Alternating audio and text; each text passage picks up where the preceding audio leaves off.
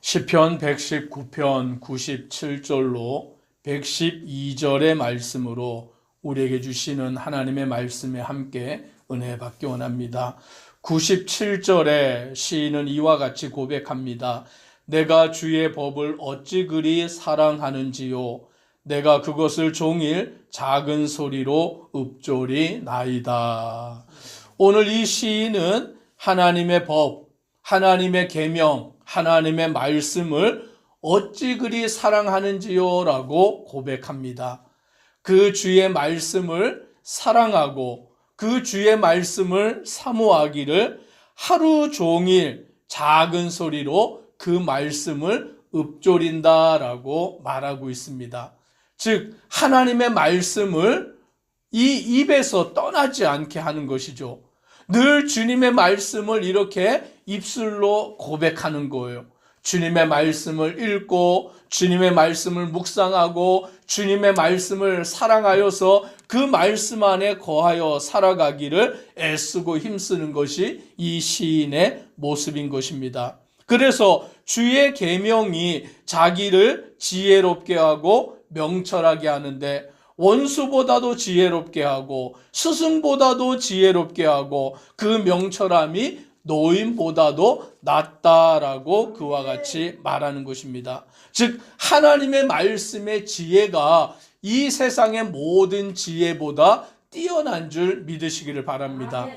오늘 우리가 주님의 말씀을 읽고 묵상하고 하나님께서 우리에게 지혜를 주시기를 구할 때에 하나님은 우리에게 후히 주시고 꾸짖지 아니하시는 것입니다. 그래서 주님이 주시는 지혜를 가지고 살아가면 다니엘과 같이 지혜 있는 자가 되는 줄 믿으시기를 바랍니다. 솔로몬과 같이 지혜를 얻게 되는 줄 믿으시기를 바랍니다.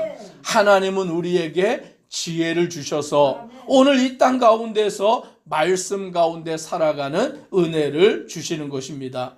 오늘 이 시는 결심하는데 101절에 내가 주의 말씀을 지키려고 발을 금하여 모든 악한 길로 가지 아니하였사오며 라고 말합니다. 즉 주님의 말씀을 지키기 위해서는 결단이 필요한 것이죠. 결심이 필요한 것이죠. 그 결심이 무엇입니까? 악한 길로 가지 않겠다라는 결심인 거예요. 죄의 길로 나아가지 않겠다라는 결심인 것입니다. 오직 주님의 말씀만을 붙들고 주님의 말씀만을 사모하고 주님의 말씀만을 지키며 살아가겠다라는 결심으로 오늘 이 시인은 나아가는 것입니다. 그 결심을 지킬 수 있는 힘이 무엇이냐?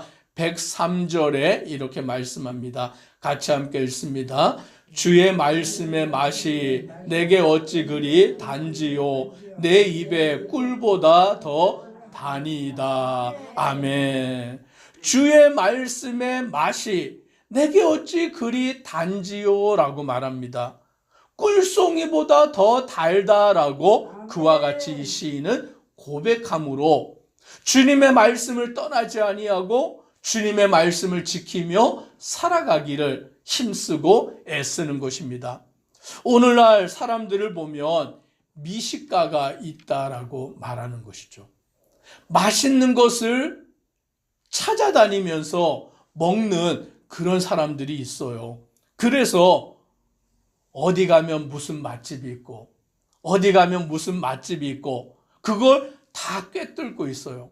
저번에 TV를 보니까 이영자라는 그 방송인이 어디 맛집을 다 꿰뚫고 있냐면 전국의 휴게소의 맛집을 다 꿰뚫고 있어요.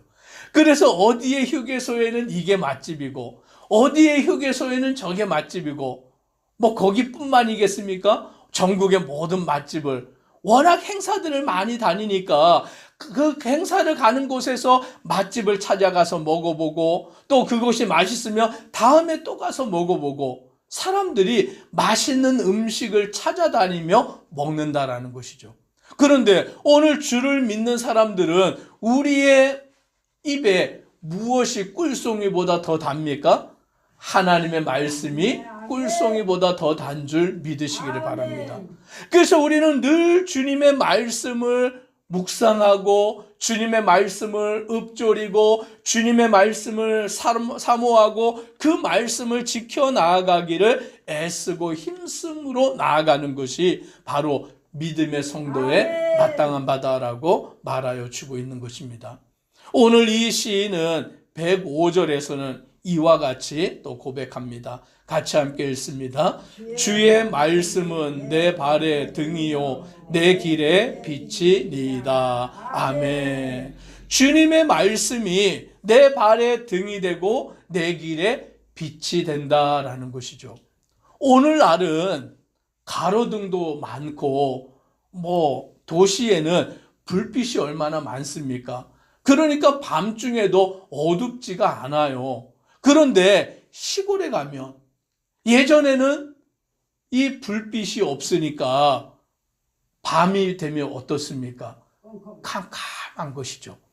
달이 이렇게 떠 있지 않으면 온 세상이 그냥 깜깜한 그와 같은 때에 길을 가기가 어려운 것이죠.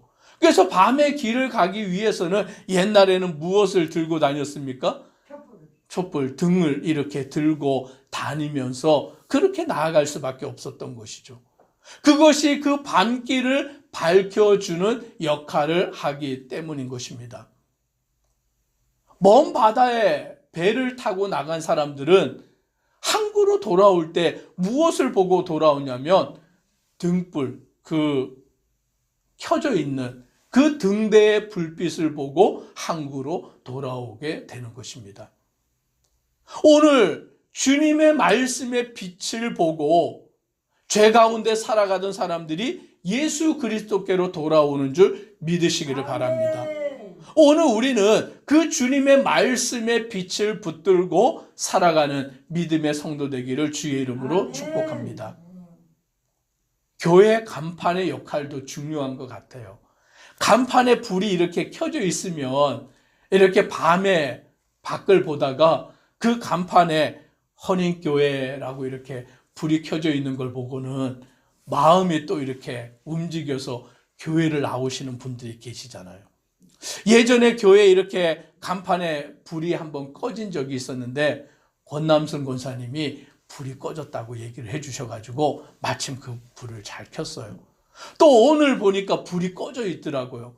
김종훈 권사님이 간판 불이 꺼져 있다고 말씀을 해주셔서 여기 이렇게 살펴보니까 또 꺼져 있더라고요. 그래서 그걸 잘 켜서 확인해 보니까 불이 켜져 있어요. 그래서 제가 여기 신방을 가서 신방 예배를 드리고 나올 때 문을 열고 딱 나와서 보니까 우리 헌인교회 간판이 딱 보이니까 또 얼마나 좋은지 모릅니다. 그걸 볼 때에 마음이 움직이는 사람들도 또 생기는 것이죠. 내가 교회 가야 되는데, 그리고는 교회를 나오시게 되는 분이 있다라는 것입니다. 우리 노예 시찰에 어느 목사님 교회인데 안양에 있는 교회예요. 근데 그 교회 옆에 무슨 건물이 있냐면 여관이 있대요. 여관. 여관은 사람들이 한번 와서 잠자고 가는 곳이잖아요. 근데 그 여관이 이 교회하고 이렇게 마주보고 있다 보니까 그 여관의 창문을 열고 이렇게 보다 보면 뭐가 보입니까? 교회 간판이 보이는 거예요. 그래서 하루는 어떤 사람이 새벽 예배를 나왔더래요. 그래서 새벽 예배를 다 마치고 그분하고 이제 이야기를 나누는데 이분이 어떤 분이었냐면 선교사님 자녀였어요. 그래서 그 부모님 따라서 선교지에서 이렇게 자라다가 한국에 와서 지내는데 선교사님 자녀였는데 어떤 연유인지 모르지만 교회를 떠나서 신앙을 떠나서 어두운 일을 하는 일에 몸을 담고 있었다는 것입니다. 하면 안 되는 그와 같은 일을 하면서 살아가면서 마음 한 구석에는 늘 내가 이렇게 살면 안 되는데 라는 마음을 가지면서도 또 그 일 가운데서 살아가면서 방황하고 있다가 그 여관에 묵고 있던 중에 창 밖을 보다가 그 교회 간판에 불이 들어있는 것을 보고는 그 마음이 괴로웠던 것이죠. 하나님, 내가 이렇게 살고 있으면 안 되는데, 주님을 떠나서 이렇게 살고 있으면 안 되는데, 그런 마음이 한 구석에 있다가 그 교회 간판에 불이 들어와 있는 것을 보고는 다음날 새벽에 새벽 기도를 나왔다는 거예요. 그리고는 예배를 드리고 마음에 결심을 하게 된 것이죠. 무슨 결심을 하였을까요? 어둠의 생활을 벗고 내가 다시 신앙생활을 해야 되겠다. 예수님께로 돌아와야 되겠다. 아멘. 그런 마음을 갖게 되었다라는 것입니다. 오늘 주님의 말씀은 우리의 심령을 변화시키는 줄 믿으시기를 바랍니다. 오늘 하나님을 떠나 있던 자가 다시 주님께 돌아오게 하고, 어두움 가운데서 방황하는 자에게 그 빛이 우리가 나아가야 될 길을 밝히 보여주시는 줄 믿습니다. 아멘. 오늘 이 시인은 주의 말씀은 내 발의 등이요 내 길의 빛입니다 라고 고백하며 주의 의로운 규례들을 지키기로 맹세하고 굳게 정하였나이다 라고 고백하며 나아가는 것입니다. 하나님의 말씀만을 붙들고 하나님의 말씀만을 의지하고 그 말씀대로 살아가겠습니다 라고 결단하여 나아갑니다. 오늘 이 시인은 주님 앞에 간구합니다. 107절 같이 함께 읽습니다. 나의 고난이 매우 심하오니 여호와여 주의 말씀대로 나를 살아나게 하소서. 이 시인은 평탄한 삶을 살고 있지 않아요. 이 시인은 평화로운 나날을 보내고 있는 것이 아닙니다. 나의 고난이 매우 심하오니. 지금 이 시인은 고난 가운데, 말할 수 없는 역경과 환난 가운데 살고 있는 것입니다. 그것을 주께 고백하며 나의 고난이 매우 심하오니 여호와여 주의 말씀대로 나를 살아나게 하소서.